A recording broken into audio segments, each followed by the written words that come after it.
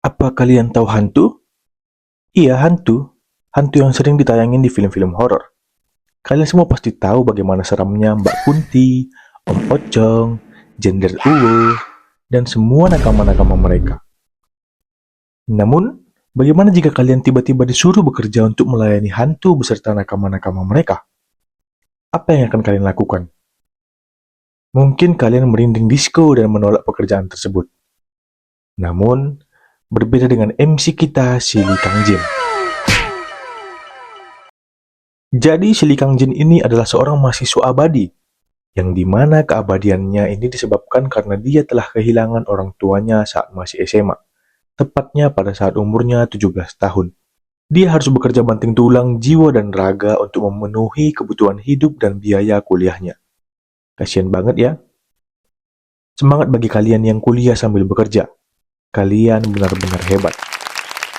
Tetap lanjutkan perjuangan kalian, dan meskipun aku nggak kenal kalian, tapi aku mau bilang, aku bangga dengan kalian. Pada suatu hari, si Kang Jin ini selesai banting tulang dan ingin beristirahat di rumah yang disewanya.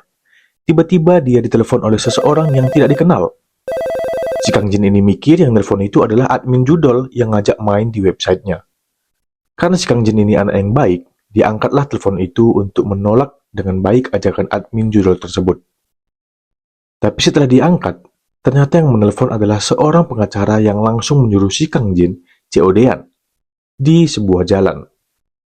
Tanpa sempat membalas iya atau tidak, pengacara tersebut langsung menutup teleponnya. Si Kang Jin pun bingung dan melanjutkan tidurnya. Namun, besoknya entah kesambet apa, dia datang ke tempat COD tersebut dan menunggu pengacara yang menelponnya datang sambil ngeliatin channel YouTube-nya sambil berharap ada notifikasi subscriber baru di channelnya. Kemudian datanglah seseorang menyodorkan kartu namanya dan memperkenalkan dirinya adalah seorang pengacara yang menelponnya tadi malam yang bernama Shin Suho.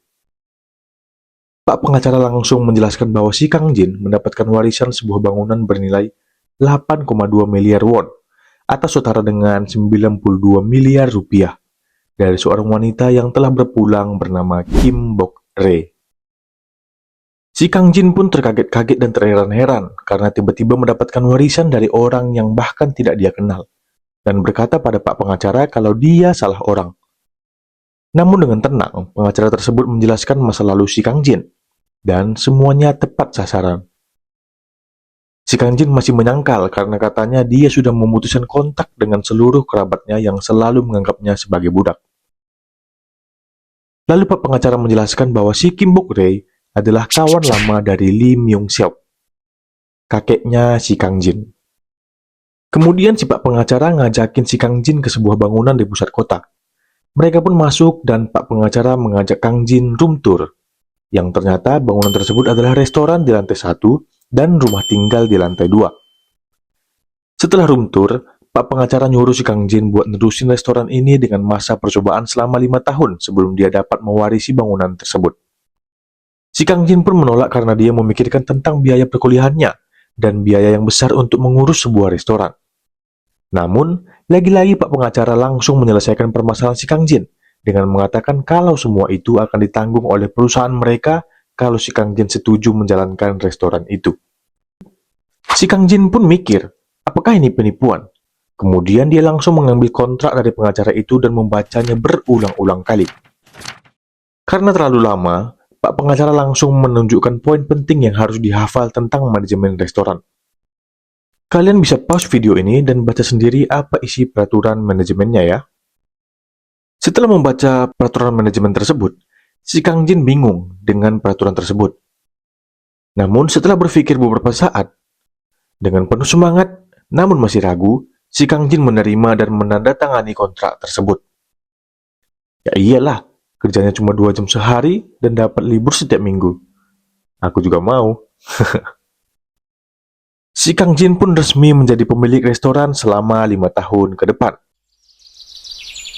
Keesokan paginya, si Kang Jin langsung mengunboxing semua yang ada di rumah itu. Mulai dari kulkas, tempat sampah, kamar mandi, sampai lemari. Dan kemudian, menemukan sebuah kitab tentang resep masakan yang langsung seketika menyelesaikan permasalahan si Kang Jin yang memasak air saja masih gosong. Kayak kita banget nggak sih? Si Kang Jin pun langsung mencoba membuat apa yang ada di kitab resep tersebut.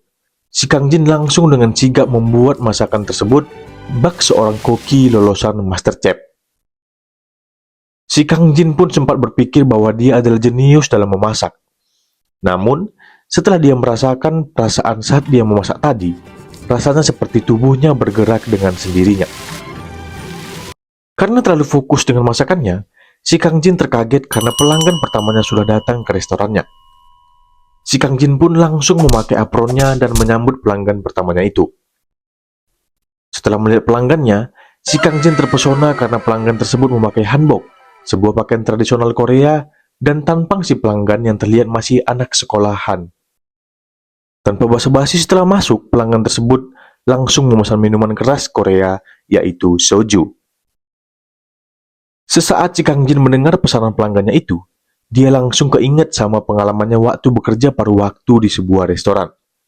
Waktu itu dia asal ngasih aja minuman alkohol pada setiap pelanggan tanpa memeriksa KTP mereka.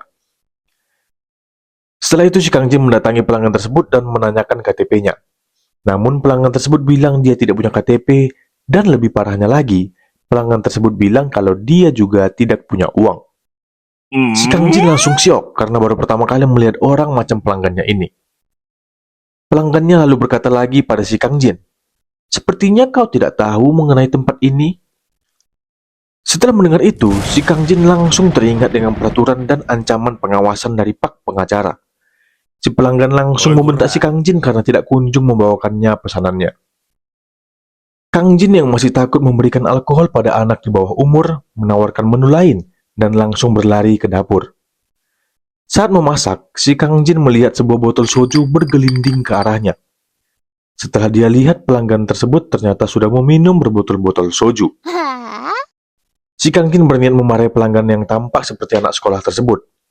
Namun tiba-tiba datang seseorang pria berbadan besar yang tampak lebih tua dari si Kang Jin, masuk ke restoran dan memperkenalkan dirinya sebagai Kang Doci, seorang dari perusahaan keuangan, dan kemudian menyapa pelanggan pertama tadi dengan sebutan Nunim. Nunim adalah panggilan yang lebih sopan untuk perempuan yang lebih tua dan dihormati. Si Kang Jin pun kaget. Hah? Nunim? Tapi dia terlihat seperti anak Sema. Kemudian si Doci menjelaskan meskipun berpenampilan seperti itu, dia itu sudah berumur.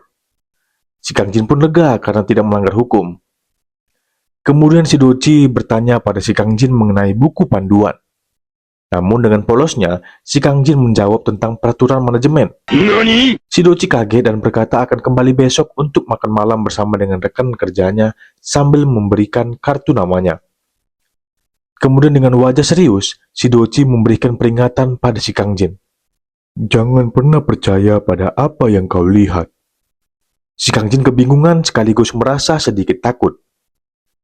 Tanpa panjang lebar, si Doci mengajak si Nunim tadi pergi. Keesokan harinya pun tiba. Sambil menunggu pelanggan, si Kang Jin merenung dan berkata, "Kuharap yang menonton video ini mau mensubscribe channel ini dan memberikan like-nya biar ceritaku bisa terus dilanjutkan sama si pemilik channel." Setelah berkata seperti itu, tiba-tiba datang 3 onesan berandal bau bawang memasuki restorannya. Dan coba tebak mereka memesan apa? Ya, benar. Memesan hidangan bawang. Si Kang Jin dengan semangatnya langsung memasak hidangan untuk para onesan, sambil digodain dan ditakut-takutin sama cerita seram berbau bawang. Namun si Kang Jin hanya menangkap positif godaan para onesan. Tak berapa lama, si Kang Jin pun menyajikan pesanan mereka. Tak berapa lama juga para onesan menyelesaikan makanan mereka dan langsung hendak pergi begitu saja. Si Kang Jin yang kepingin mendapatkan uang pertamanya dari restoran langsung cepat-cepat menghadang mereka dan meminta tagihan. Namun, lagi-lagi si Kang Jin dihadapkan dengan pelanggan yang tidak punya uang. Si Kang Jin kesal dan berkata, "Kalian harus bayar." Lalu salah satu onesan berbaju hitam bertanya, "Apakah kau butuh uang?" Si Kang Jin menjawab, "Tentu saja." sambil memasang wajah tidak enak karena peraturan manajemen restoran.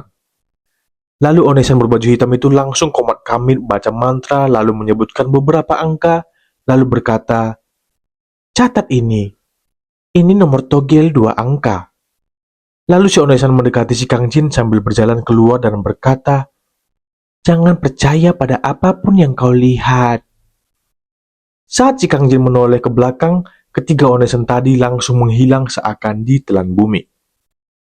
Si Kang Jin pun berteriak dengan kesal memanggil para Onesan tadi untuk membayar makanannya. Malam pun berlalu dan pagi menyambut. Si Kang Jin lagi ngebersihin dapur dan berniat untuk latihan memasak. Tiba-tiba si Kang Jin dikagetkan dengan kedatangan pengantar bahan makanan.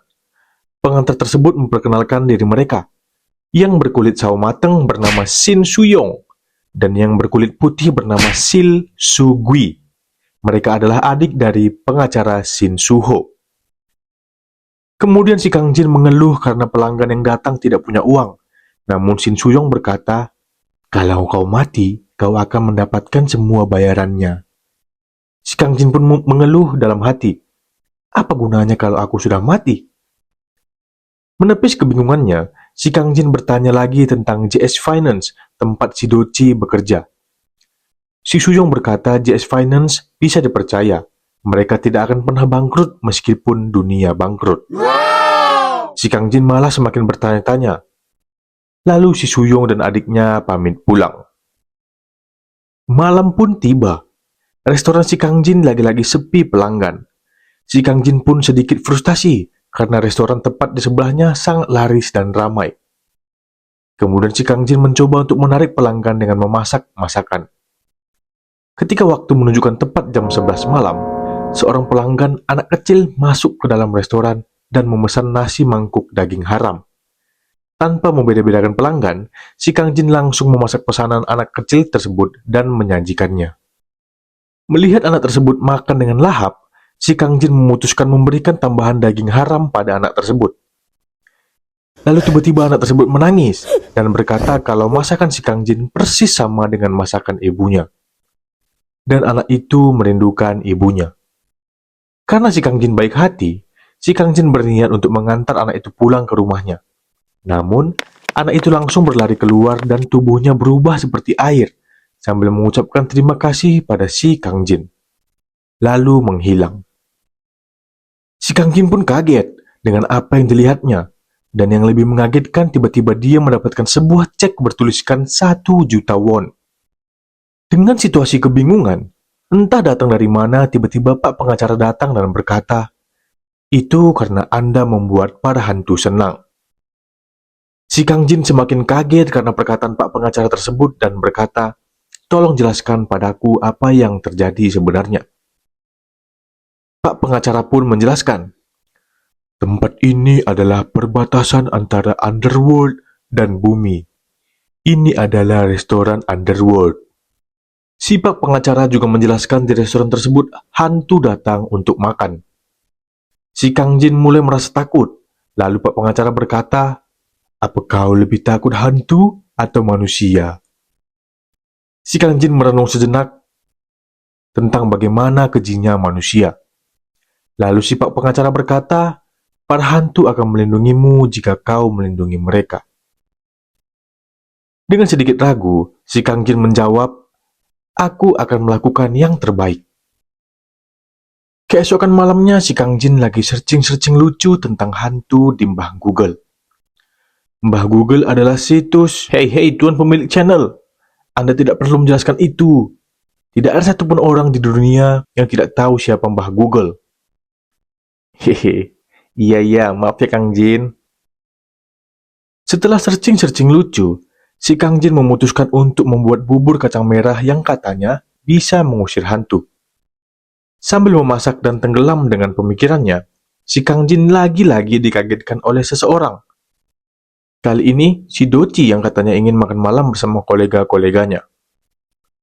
Lalu, para kolega si Doci datang dan mencium aroma dari bubur kacang merah. Si Kang Jin berkata, "Apakah bubur kacang merah itu bekerja?" Tanpa disangka-sangka, ternyata mereka menyukai bubur kacang merah tersebut dan berkata ingin memesan bubur kacang merah. Si Doci mengetahui bahwa si Kang Jin sudah mengetahui tentang tempat tersebut dan menjelaskan kalau mereka tidak pilih-pilih makanan. Karena merasa tidak enakan, si Kang Jin menambahkan daging-dagingan dan topping-toppingan lainnya pada para pelanggan.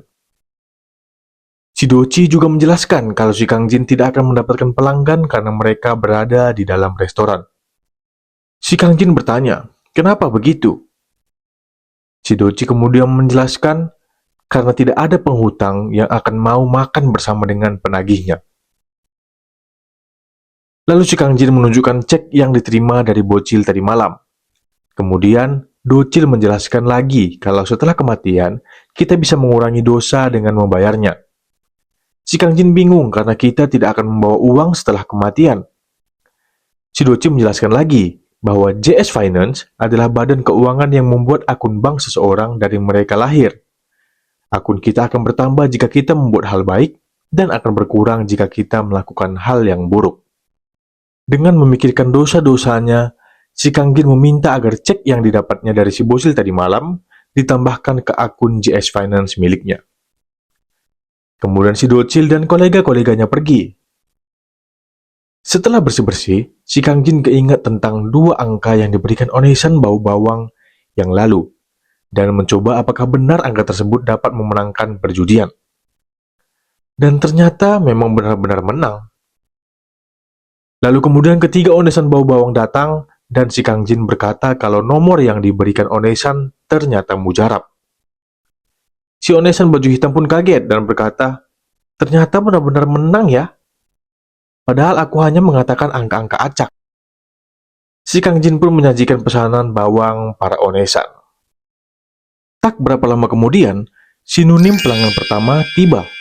Si Kang Jin yang merasa bersalah karena ketidaksopanannya waktu itu meminta maaf dan memberikan soju pada si Nunim. Kemudian si Nunim memaafkan dan mereka berkenalan.